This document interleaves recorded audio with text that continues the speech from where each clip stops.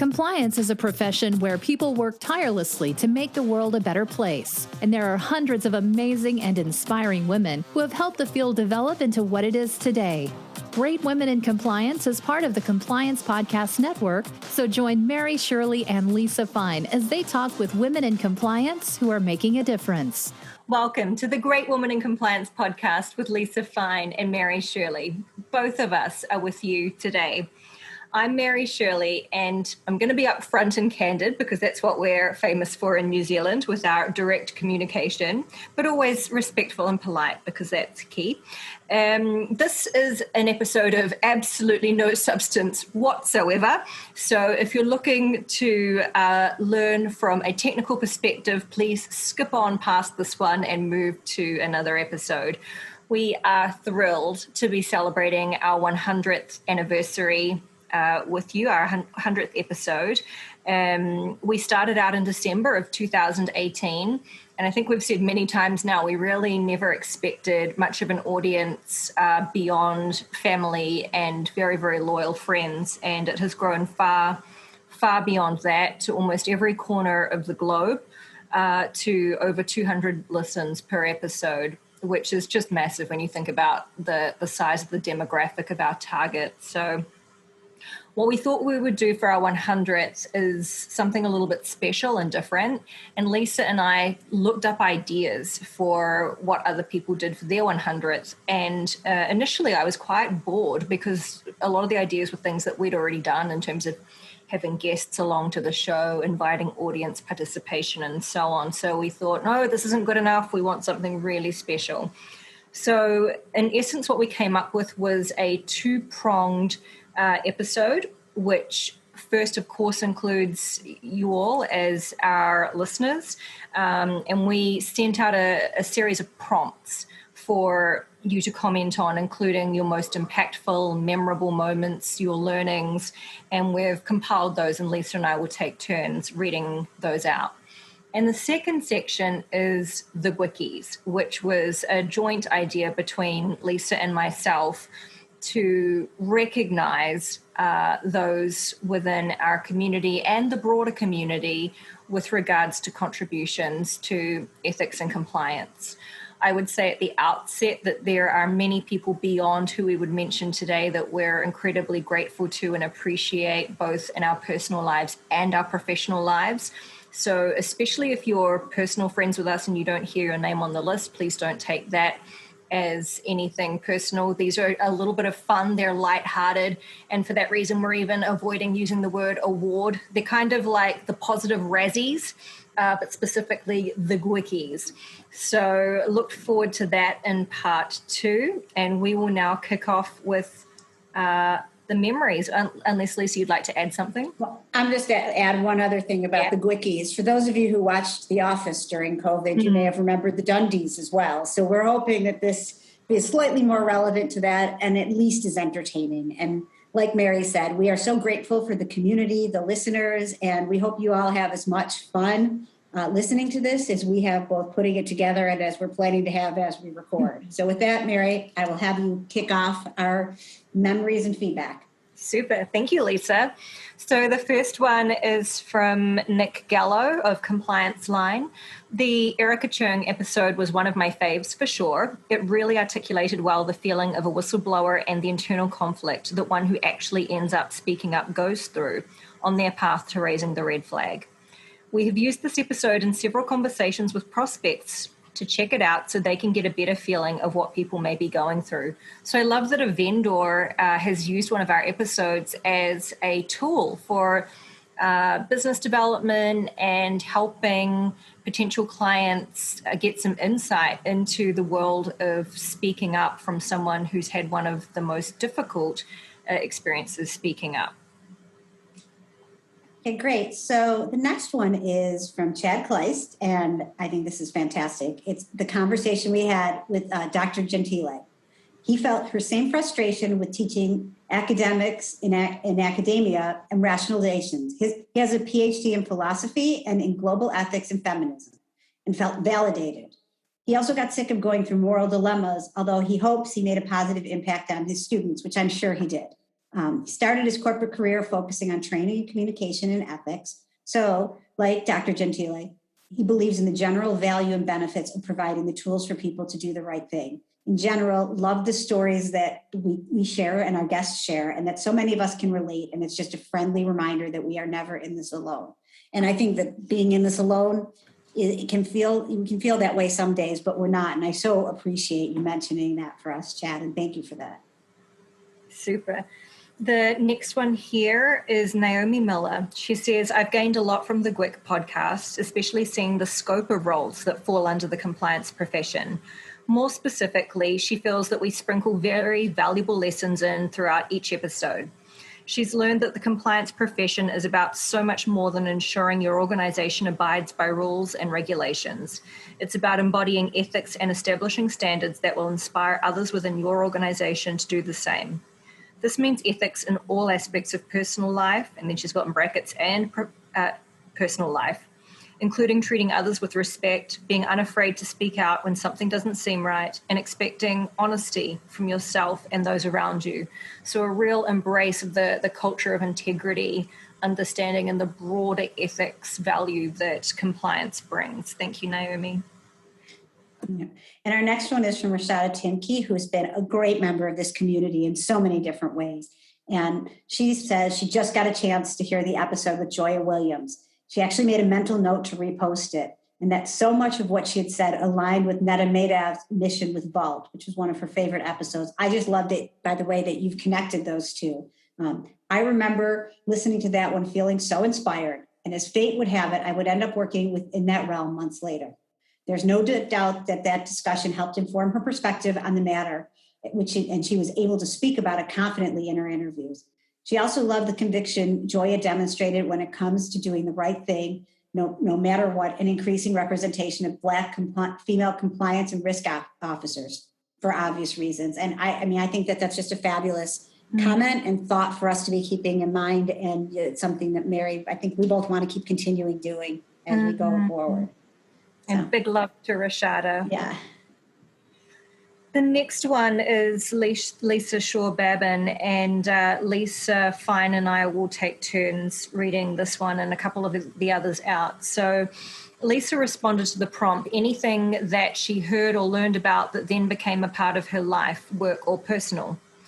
She says, having my first writing piece published and sending the elevator back down was a watershed moment for me, professionally and personally. I have always wanted to write, and when the pandemic hit, I was committed to taking advantage of the time to do just that. I had always imagined autobiographical or even fiction writing, but the words were just not coming to me. Then one day on LinkedIn, I saw your post soliciting submissions, and I decided to just go for it. The rest is history. After that, the words started flowing, and I found myself committing my reflections to writing on the nexus between current events and ethics and compliance topics. I've written 3 articles so far, and I'm getting lots of encouragement to keep going. I'm also enjoying it. So with that, one of the other things that Lisa Shore-Babin mentioned was that her last post as an SCCE blog is about the job search in the ethics and compliance world. You can note from the blog how much of her journey she attributes to GWIC and other similar wonderful network of professionals that have both supported and enriched her along the way and helped lead towards her North Star. She started listening to the voice in her head and to a few little birdies on her shoulder and has decided to launch her own ethics and compliance consulting practice. That is fabulous. So in answer to the prompt, she attributes much of the strength that she has found to forge her new path and the things that she heard and learned from the generosity of spirit and from others that she's encountered along the ways. And that, thank you for that. Mm-hmm. Wonderful. So I'll follow up with one more from Megan Sloat. And one of the things I love about these is it reminds me of things in interviews that I may not have thought as much about recently, but this is great. So she talks about the interview with Kim Yapchai and how it really resonated with her. Megan came from a legal background and had similar feelings about compliance before really diving into it. She related to Kim's story and began to think of compliance in a different way after listening to that interview and her views on transformational leadership. She also loved that she mentioned other women who have contributed to her success. I still think about her comments about approaching the design of a compliance program from an employee point of view and how she used humor from a Second City video to connect with people. That's a fantastic approach, and she can only hope to connect with others in a similar way. Wonderful. The next one's an anonymous one. I listened to Mary's recent soliloquy podcast with 4 rants and a few shout outs. One of the rants about the treatment of candidates going through the job search and interview process by the hiring managers really resonated. I agree with everything you said. Mary loves it when you say that, and mostly experienced it firsthand. Oh, yeah. Like laughing at me for speaking in the third person. No, I totally agree with it too, though. And here we have one talking about an aha moment. So when Fernanda Baraldi, who was one of our guests as well, realized her efforts to better herself as a leader and as a compliance professional, as well as her life as an immigrant in America, and that could be inspiring to other diverse compliance women. She says, after reading a lot of Brene Brown, this is her words, not mine, LOL, but true, that practicing vulnerability, despite scary at first, and it continues to be, is the best way to build trust with people quickly. So she decided to share more about her story, not because it's a good one, but because it may help people deconstruct certain assumptions, as well as help other people walking a similar path. One thing that she implemented from the podcast was when Lisa Beth Lentini talked about engagement with mentors and how they can really impact someone's career. Fernanda mentions how she has a few mentors for her professional and personal life, and she mentors people as well. She decided to make herself more available for mentorships and can give back to the community somehow. And she's given back a tremendous amount. Absolutely. And then the next one, Lisa and I will be going back and forth. It's a lovely one with many different angles from Donna Schneider, who you may remember was GWIC number 98. Most memorable podcast moment. This was the recent Rant and Raves podcast you did, which echoed how I felt about some sales calls I also receive. I've been disappointed lately by the lack of professionalism with some vendors, and your comments really spoke to me. And most of all, let me know I was not alone in this regard. I try to return all calls and respond to all emails in a timely manner. However, when I too have been the recipient of unprofessional behavior, it is very disappointing. So a little message there for our sales listeners, but I'm sure if you're listening to us, you are not one of these disappointing people. And if you are, you should go listen to Mary's Rants and Raves podcast for some helpful reminders. Mm-hmm. So something that really resonated with me, and this is also from Donna, from the podcast, is this camaraderie of the compliance profession. Learn something in each and every episode, and the reason for that is the generosity of time and knowledge that the guests provide. And as a seasoned professional, the podcast has re-inspired her, which has been an awesome discovery during the pandemic. Love that. And then another one is something that she's learned about that then became part of her life, work or personal. For her and for many of the people, and we've had a lot of wonderful feedback on this, is sending the elevator back down consistently and authentically. The podcast and the book solidified her focus on mentorship, not only in healthcare compliance, but also in compliance both in and out of healthcare. She feels as if she learns more than she teaches in mentoring others, and the podcast and the book have brought her there. Great. And the final facet from Donna is in regards to anything that was heard or learned from the podcast that you successfully implemented in your compliance program. For me, it is really the sharing of information, not only in the written word, but also by video. I will be doing a GWIC-type interview along with one of our HR business partners to talk about compliance and privacy investigations to demystify those events for our workforce. This was inspired by Mary and the Great Woman in Compliance podcast. So that was the tip that I gave at the end of Donna's episode a couple of weeks ago. Thank you for that, Donna. And here's another one from Megan Sloat. And she says she's honored to contribute to our 100th episode.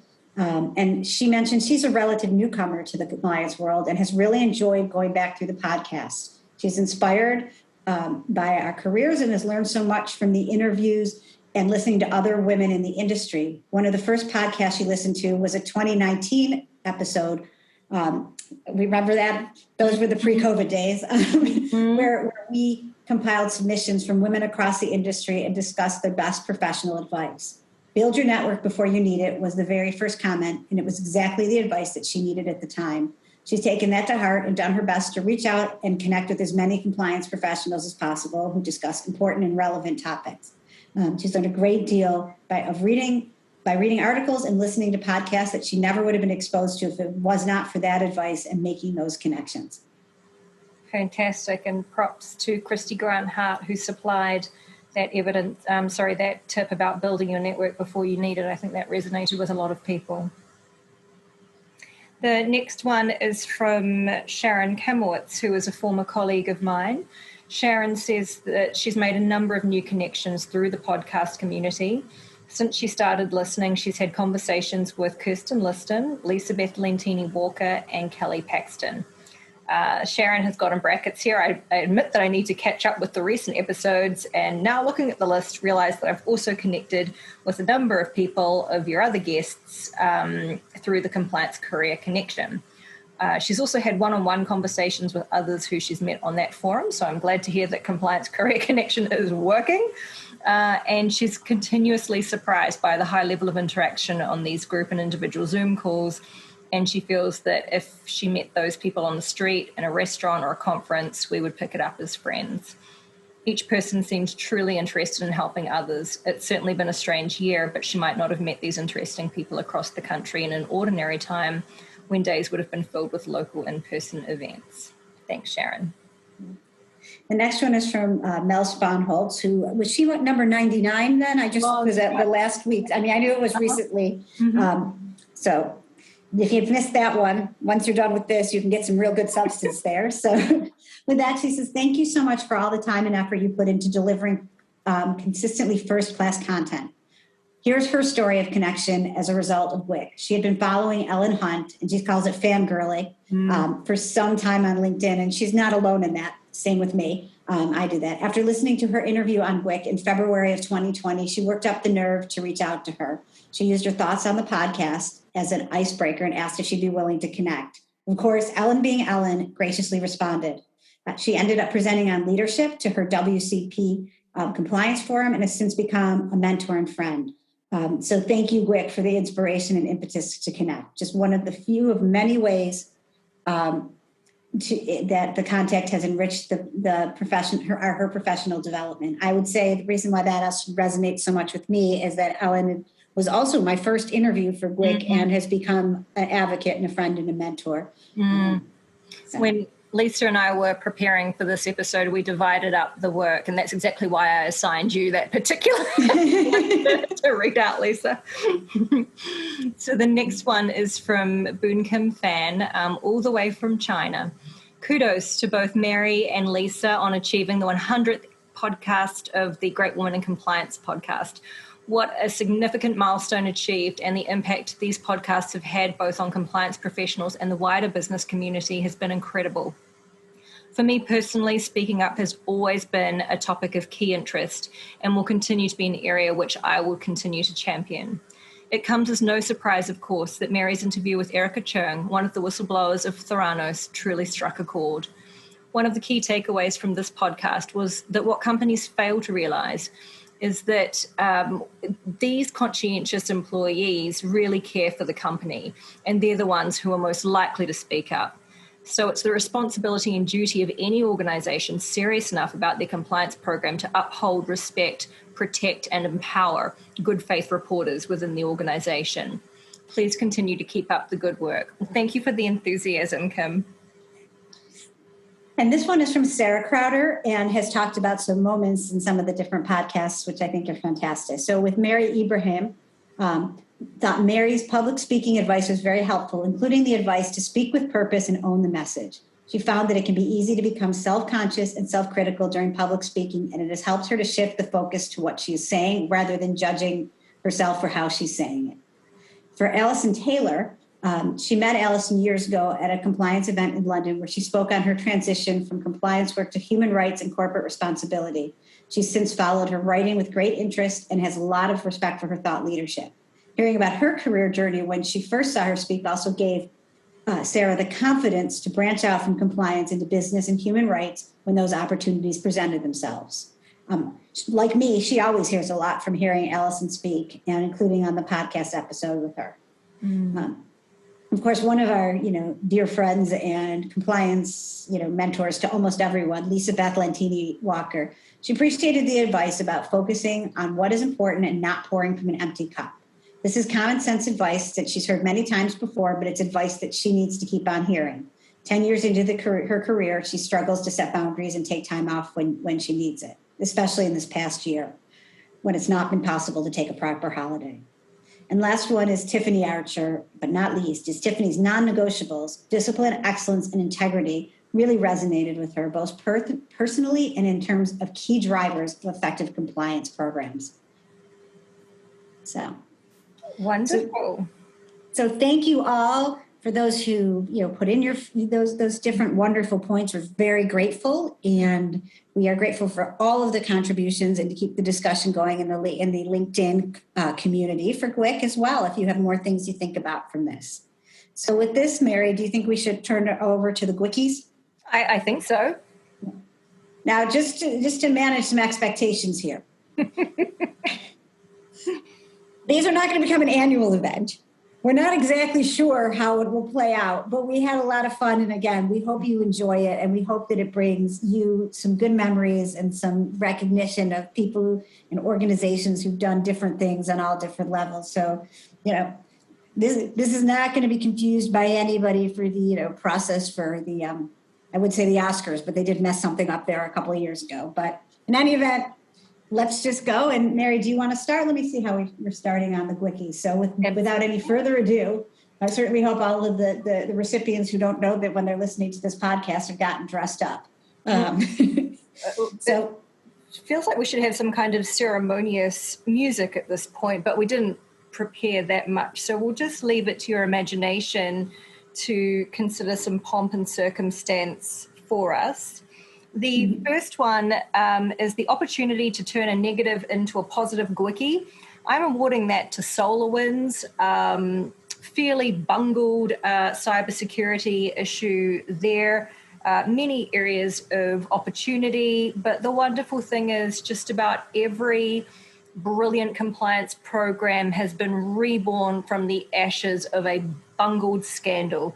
So SolarWinds, a fantastic opportunity for you to forge ahead here, low-hanging fruit, and then all you have to do is just a sort of compliance 2.0 spin, do something exceptionally advanced when you add that to your program, and you can really come up glowing from this, as many companies have in the past. And I'm thinking Siemens now has one of the best compliance programs, is recognized for that. BP, after the oil spill, they actually turned that into a marketing opportunity afterwards, after they'd cleaned up. If you handle this correctly, you could turn it into a positive. So we'll be watching you, SolarWinds. Mary, should we rename that next year or whenever we do this? You never waste a good crisis. Yes, I can do that. I haven't marked up my my document yet for them, and I actually don't know anyone at SolarWinds to pass this on. I'm not sure they'll get their GWICie in not that counts. Tangible form, if you will. But if anyone is listening from SolarWinds and you'd like to collect your GWICie, just get in touch and we will absolutely manage the Never Waste a Good Crisis nomination there. The next one is Awesome Achievement for 2020 GWICie.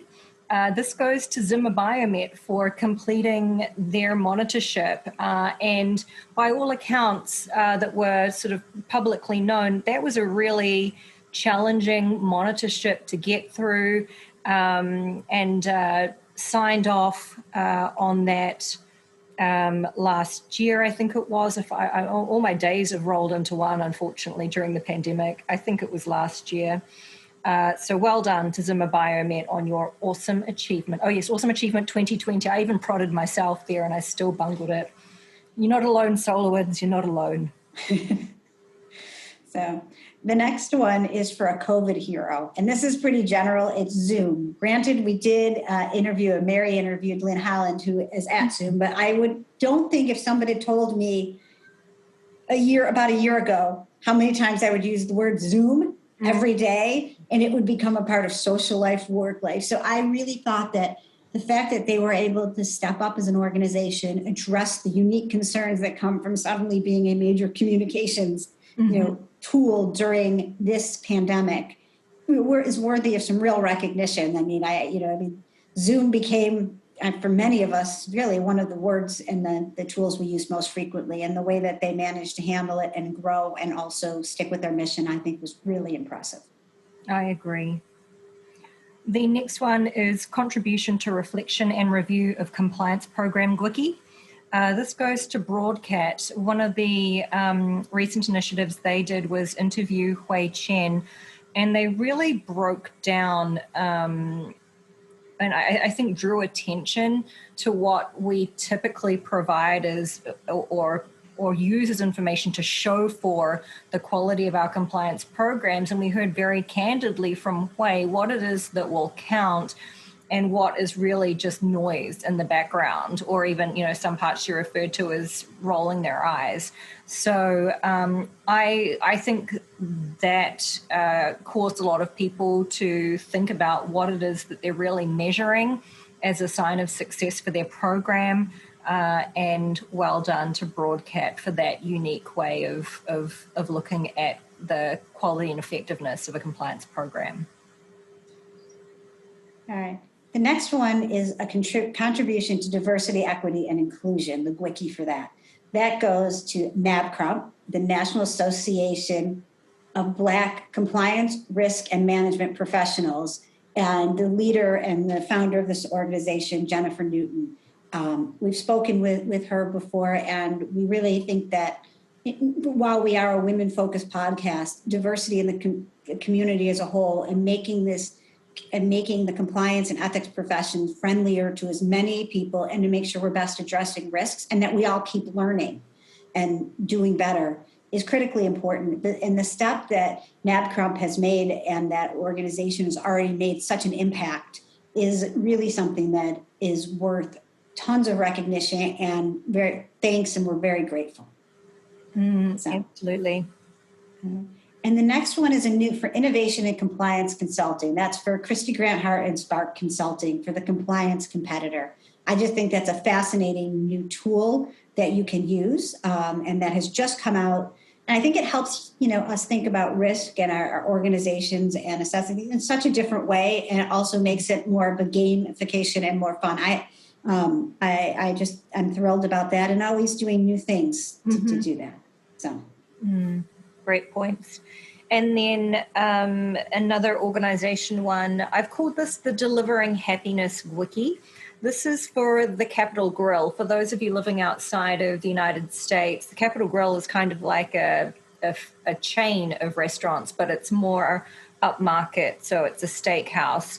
And the story behind this is that during the pandemic, and I'm talking about the parts where really there wasn't a lot of going out, dining out. It was okay to be able to do so, and there was social distancing. But Barbara Beeler and I went along to the Capitol Grill. We'd each gotten new jobs, and we were celebrating our new roles together.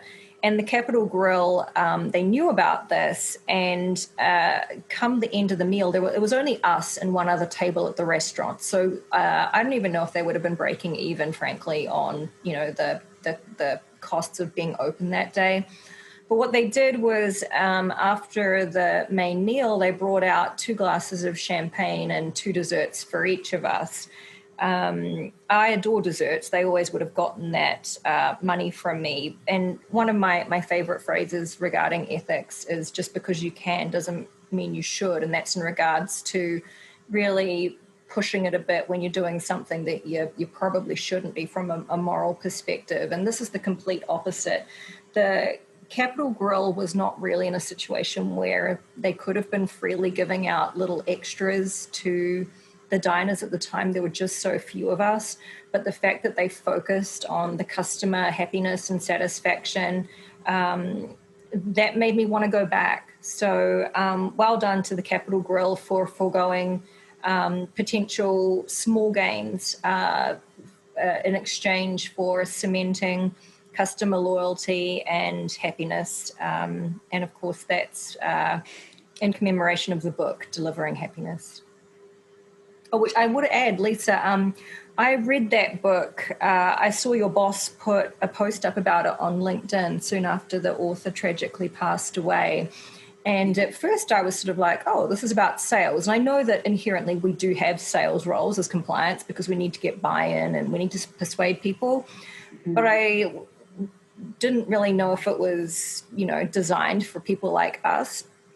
But because it came at the recommendation of your boss, who I hugely respect, I was like, oh, I'll give this a try. And it was awesome. I could not put it down. It was such a great book recommendation. So I don't know if you probably don't know that, but I thought I'd throw that in anyway. So thank you to Danette. Yes. Well, I do have I will give my boss, Danette Jocelyn, does get a lot of credit for being, I don't know how she had time to read books and make those recommendations some of the time, but yeah. And I have not read it yet, but I think I will put that on the list though too. So.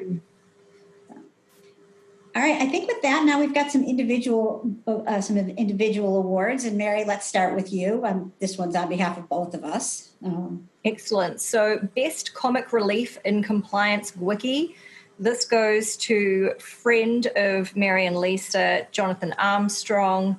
Jonathan is hilarious. There is perhaps no one else that can make a compliance presentation so engaging and so light and yet be talking on boring topics like GDPR. Kind of kidding.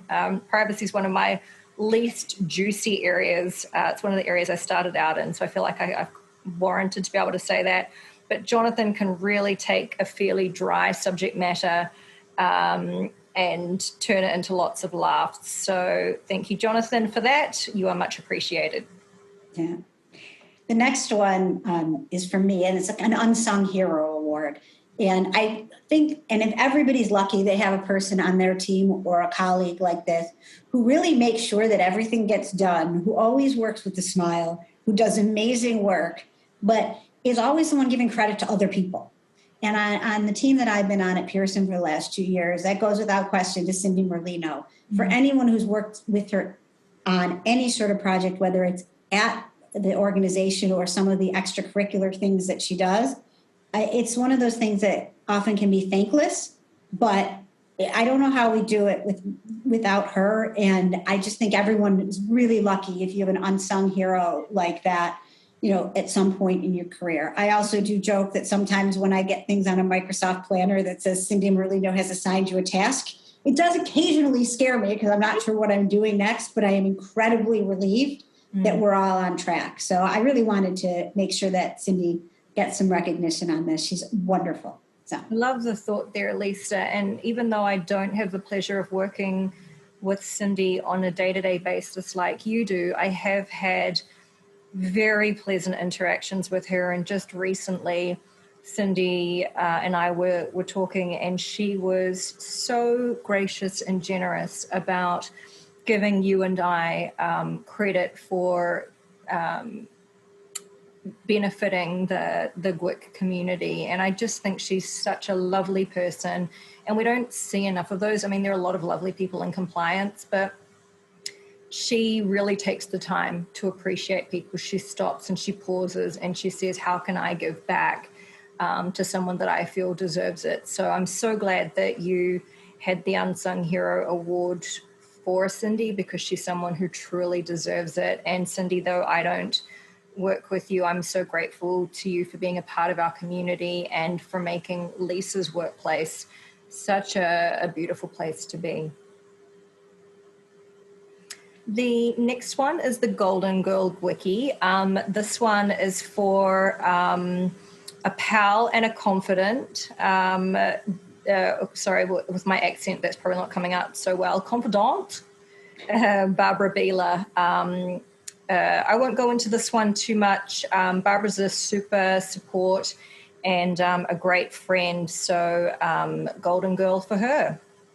Well, I just want to add, similar to what you said about Cindy, I don't see or talk to Barbara as much as you do, but she is somebody who's been supportive of the community, amplifying lots of different voices.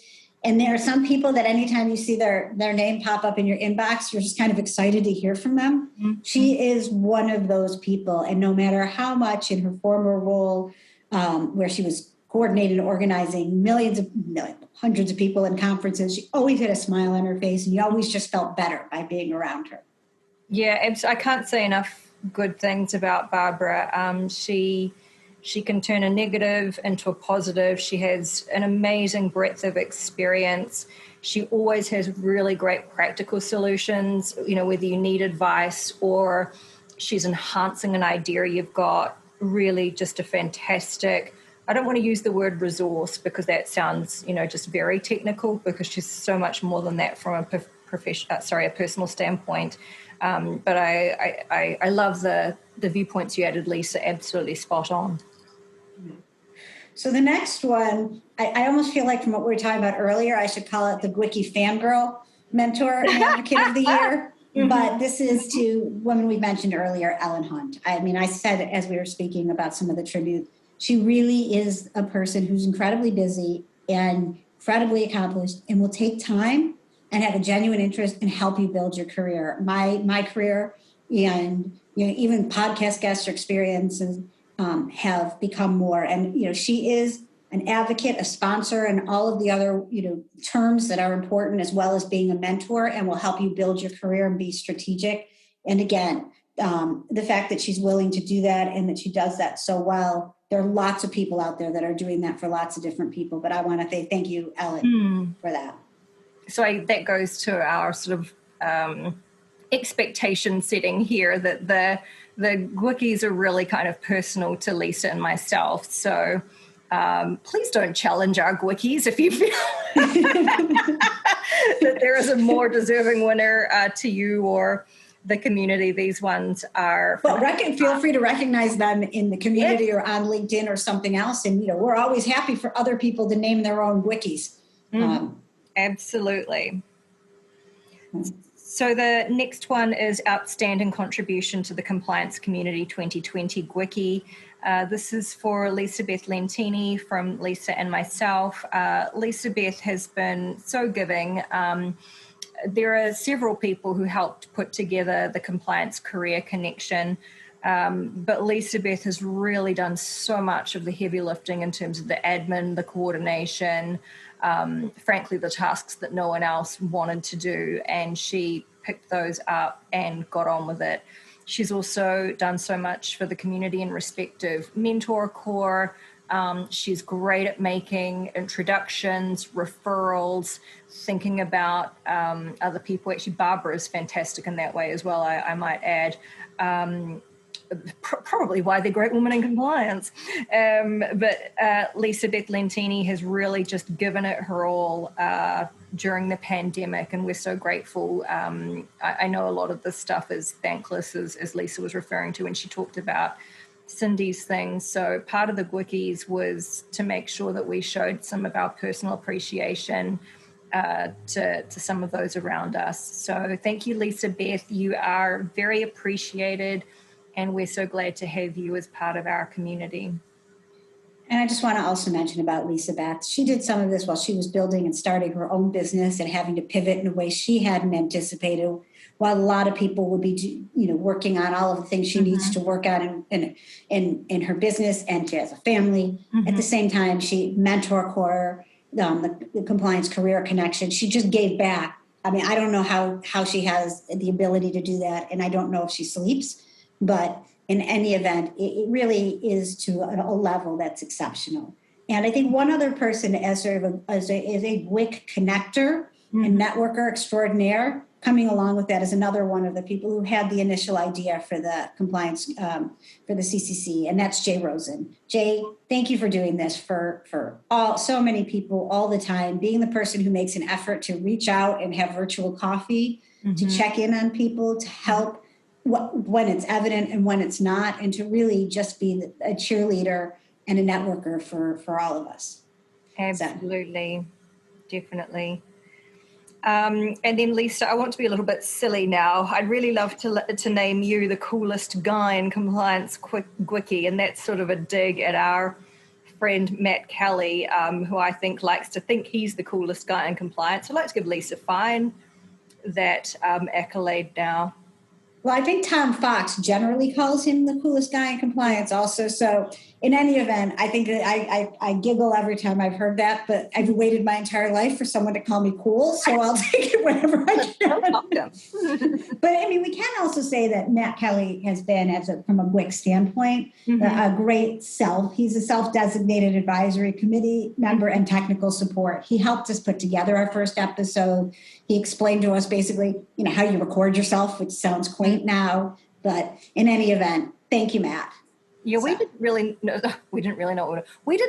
what we were doing at all. And Matt very kindly sat in and did a tutorial for us for our first 3 episodes as we sat together in Boston pre-COVID one day. So we're so grateful to Matt for that. And, just being a friend and giving up his morning to come and sit with us. Actually, it ended up being the whole day, didn't it, Lisa? It was a whole day. We did buy him a drink. So we did that afterwards. So, but anyway, things have changed now. We're coming for you on the cool factor. But we're still giving you a GWICie for the inauguration assistance that we received from you. So thank you very much, Matt. The next one is for the founders of Compliance Career Connection. Again, potentially another thankless area in some respects, giving up a lot of time for people to come together and create and establish a forum for job seekers, people who wanted to get to know new people who were lonely during the pandemic, and risk and compliance, privacy and security to come together. So we wanted to recognize your efforts from the GWIC team, say thank you for that. And I believe that the efforts are really making a difference, whether someone gets a job or not directly through the events and things. The number of people who have reached out, I think, to us, especially on an individual basis, we seem to hear more than anything that comes specifically into the group, which makes sense because there's no real group contact, I guess. But we have heard some lovely stories about people who have received opportunities, and some of them have been side gig hustles rather than, core jobs. But that's enough, right, to keep the spirits up, the motivation and enthusiasm going throughout this difficult time. So thank you to the founders of Compliance Career Connection. The next one is one from me. This is Super Support GWICie. This is for Mark Stanley, who I've recognized before from a mentoring and sponsorship perspective. But this one goes beyond the realm, kind of wearing a multi-hat perspective. For those of you who know me personally, you'll know that my father passed away in 2019. And since that time, Mark has not at all patronizingly, and he's much too young to be my father, but Mark has stepped in on many occasions, which has been super helpful. And so for Mark, this is about, I'm no longer a formal charge as a staff member, but he continues to look out for me. So Mark, thank you so much for being a super support. And on that note, wanted to give a shout out to Lisa's dad, who after our launch party reached out to me and sent me the loveliest note. And it really touched me because my dad couldn't be there for it, but it felt like it with Lisa's. And I'm a bit teary because of that. I'm getting teary too. Thank you to Bob Fine and to Lisa. Well, my parents actually really adore Mary, and my father, the first thing when we got off the lunch party, was like, I didn't remember to thank Mary on there for what a good friend and podcast support she's been. I said, but how did I do, Dad? What was my book party? So in any event, he's a wonderful person and a wonderful, I love that you just said that. It is a nice part. And this part is a little bit emotional for both of us, because I think we're going to talk about a couple of people who've helped us from the beginning of the podcast that you all may not know as much about, but that, even though we have full-time jobs, we're not the slick advertised professional podcast, because we're not professionals on that. We have a wonderful podcast, and we've done some great things. I'm emotional because I feel so lucky that Mary is my first, compliance friend and interview and all that stuff. And but there are some people who are really our, team, and it is, to quote Drake, we've got a really big team and they need some really nice things, but they're getting a GWICie because just thank you for being there for us from day one and being the scene behind the scenes that have always been there for help, support, and encouragement in ways. And the first person is Tom Fox, who's been our producer, our friend, and was the one who really had us, we started on the Compliance Podcast Network with him, and he's just done a tremendous job, helping us, often laughing at me when I regularly mangle my first introduction, and makes us sound, really great and keeps us on. And thank you, Tom. We're so grateful for that. So echo everything Lisa said there, the sentiments. It is so fun having a team outside my core team. So of course there's my Fresenius team who are fantastic. And then to have a whole nother bunch of colleagues who I get to work with in a side hustle is probably not correct because we don't make any money. But in this labor of love, as Lisa has put it from the start, it's so cool to have different colleagues. So you want to take the next one, Mary? Sure. The next one is Best GWIC Sponsor, and this is for Corporate Compliance Insights, who has sponsored us from fairly early on. Sarah Haddon got in touch. She said she liked what we were doing, wanted to be a part of it, and just said, how can I help? She didn't seem self-interested. All she wanted to do was further the cause of advancing and empowering women in risk and compliance. So we have had almost as long a relationship with Sarah on the podcast as we have had with Tom. She has seen us through some interesting things, our photo shoot together, the publishing of the book from her publishing company, and Sarah also is a personal friend to both of us. So Sarah, thank you very much, and you will be getting your GWICie in the mail soon.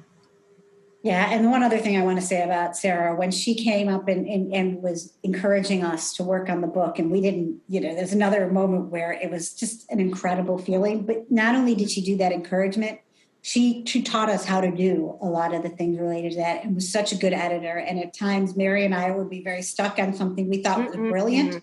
And she also did the thing in such a wonderful way that I wish I could learn from sometimes, sort of telling us no without realizing that without us realizing that she completely put us in another better direction and got rid of whatever bad idea we may have had. Because there were plenty of things that we thought of that were fabulous that in retrospect, may not have been. So that's a real skill to have, to be an editor, a publisher, and a friend to people, especially during a pandemic. And she was amazing with that. This is making me realize you and I, we've sort of done a few things together where we had absolutely no clue, no experience, no qualifications, and then we just did it together and it turned out okay. And we could talk for a while about I think we try really hard to work well together and emphasize each other's strengths and bring one another up when you need it, and then be on the elevator the whole time or the lobby. So. And I guess with that, we could just mention the person who came up with the great images and still does for us. We have a graphic designer, Sam Kerner, with the images that he brings in the elevator to when we did the book, or updating our podcast page, or just other things. And thank you, Sam, for making us look much slicker than I think we really are on that, because I think we'll add that to the category of things we didn't really know how to do. Definitely. Still don't know how to do, but it also, I think it helps us make it look cooler, right? Good stuff. And we now know that's one of my new ambitions. So, with that, we've ended our GWICs. We hope that this has been entertaining and that you all have enjoyed this snapshot of our journey. And it's not just, when I say our, I don't mean just Mary's and mine. It is this community's journey, because one of the things, the LinkedIn community, the others, the people who reach out, every time that happens, it feels like just like this accidental gift that keeps giving. And we, as we've now established, we didn't exactly know what we were doing, but I wouldn't have wanted it any other way. And thank you. Thank you to all of you that are listening, that have encouraged us, that have listened, or, are out there and just listen to it every couple of weeks and think it's great. And we don't hear from you. We'd love to, but, we wouldn't be able to do it without this group. And thank you for bringing us from hoping that 12 people, including our families, would listen to it, to us being able to have this lovely experience of talking about it today. And with that, on behalf of Mary and I, we will end this podcast, say thank you to all. We are going on a couple weeks of a hiatus so that we can become professional again. And everybody enjoy your week. And this is pre-Easter weekend. So for those of you on Passover, enjoy that. Any other holiday I'm missing, let me know. And thank you all. Thank you. Take care. Thanks for joining us for this episode of Great Women in Compliance. We hope you'll join us in honoring the great women in the compliance field by subscribing to this podcast and leaving a review.